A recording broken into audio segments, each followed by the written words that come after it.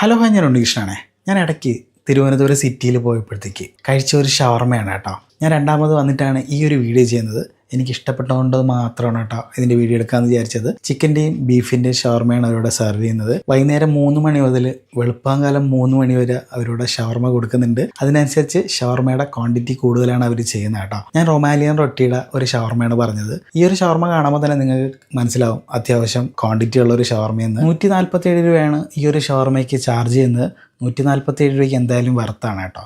നിങ്ങൾക്ക് കഴിച്ച് നോക്കുമ്പോൾ മനസ്സിലാവും. 105 രൂപയ്ക്ക് നിങ്ങൾക്ക് കുബൂസിലുള്ള ഷവർമ ഇവിടെ അവൈലബിൾ ആണ്. അത് വേണമെങ്കിൽ നിങ്ങൾക്ക് അത് ട്രൈ ചെയ്യാവുന്നതാണ്. എങ്കിലും ഇവിടുത്തെ ഈ ഒരു ഷവർമയുടെ രുചി എനിക്ക് നല്ലതുപോലെ ഇഷ്ടപ്പെട്ടു. പ്രത്യേകിച്ച് അവരുടെ മസാലയാണ് കേട്ടോ.